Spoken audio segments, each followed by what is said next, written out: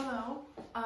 Right now what I'm going to show you is how to screen print apparel, primarily t-shirts, at home using two different approaches.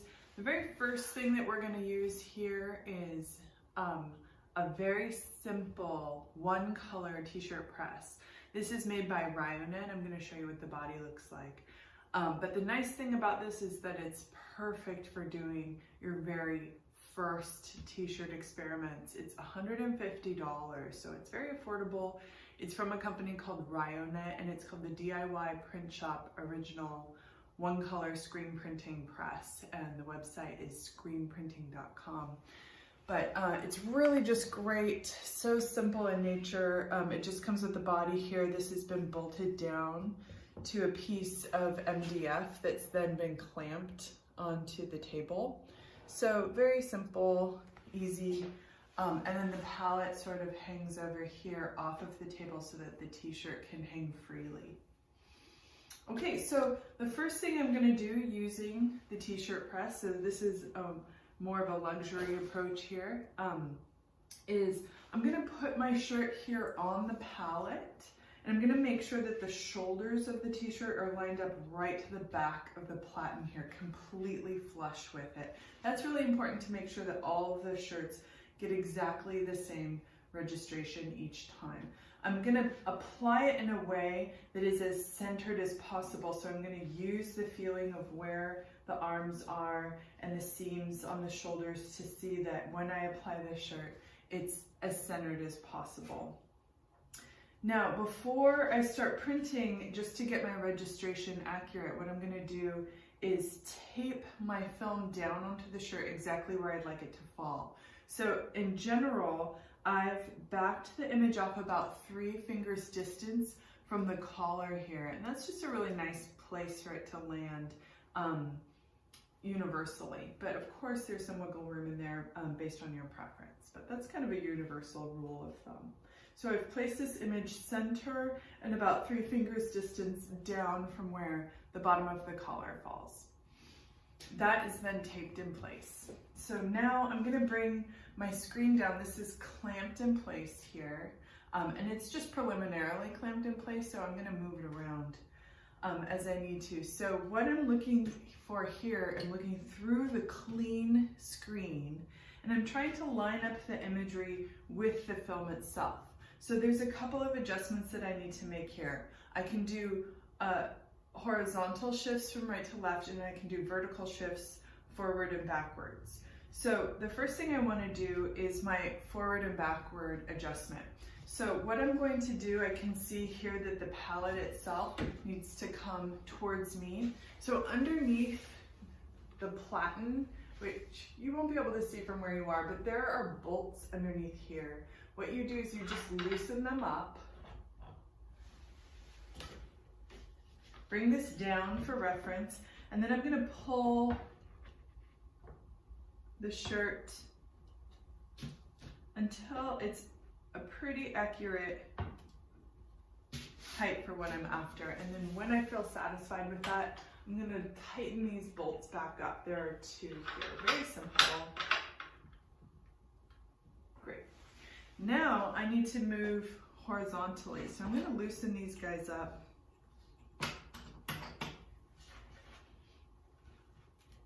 And then just move it until I feel like my alignment is as accurate as possible. That looks perfect. So now I'm going to lock this in.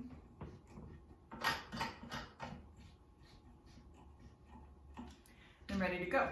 So as long as I put my shirt on the palette in the same exact place every time, it should print accurately through the whole run.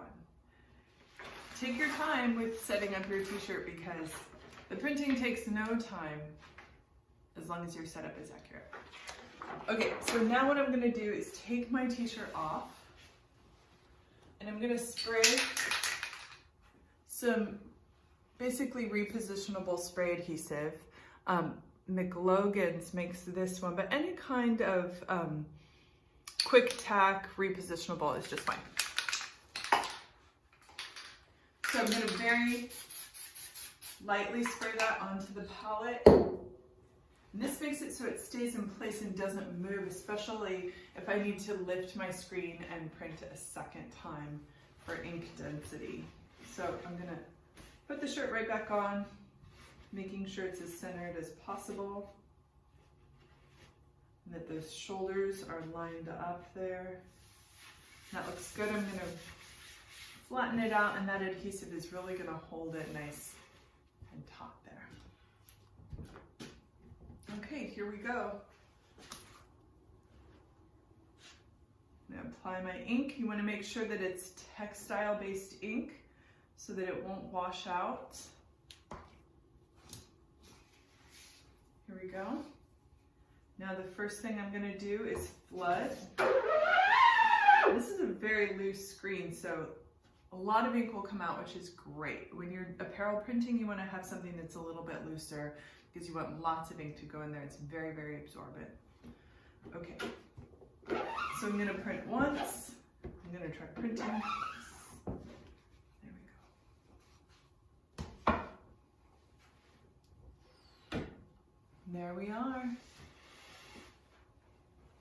Beautiful.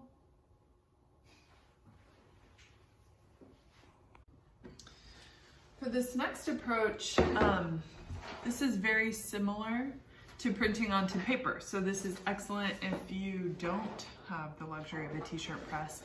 And it's also something you can do if you are trying to register 2 colors with more accuracy, as opposed to the single color t-shirt press. So what we're using here is a board that's been cut to mimic a platen of a t-shirt press. So I usually make these in a couple of sizes and get them laser cut.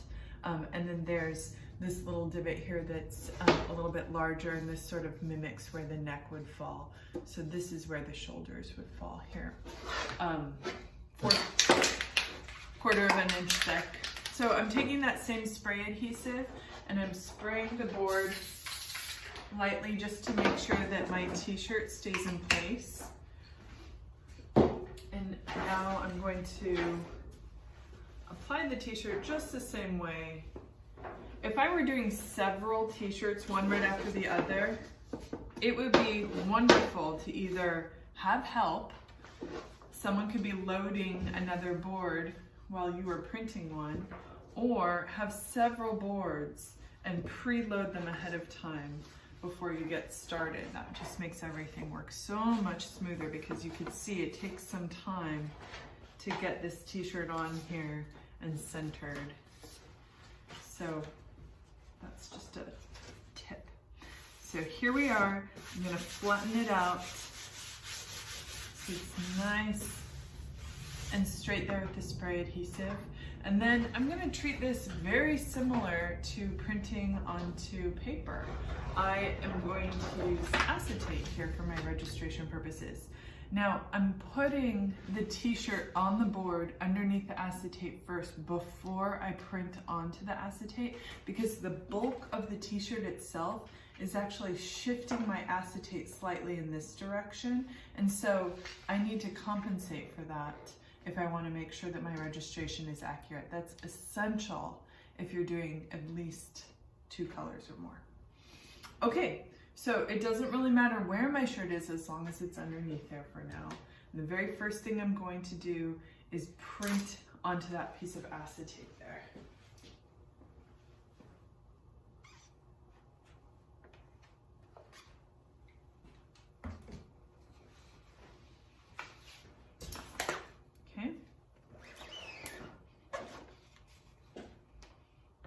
Flood this back so it doesn't dry while I'm positioning. So now I can see my print very clearly. I'm just going to position my shirt. I'm looking for about 3 fingers distance from the bottom of the collar still. I want this to be straight.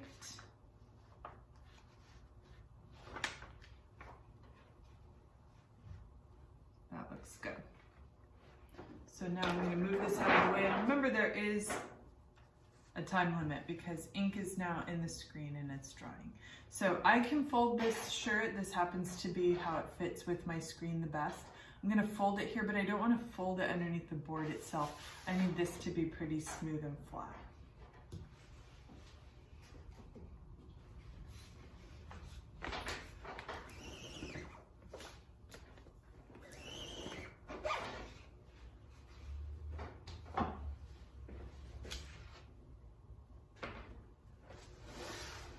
There we go.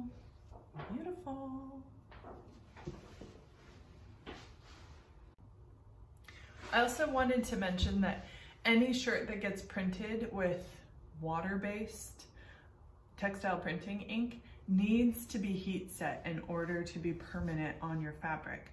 So that means you need to put it through your dryer, your clothes dryer, before you ever wash it. So it's okay if it gets dried with other wet clothes, it just needs to be put underneath that intense heat for just a regular cycle. Then you'll have it forever.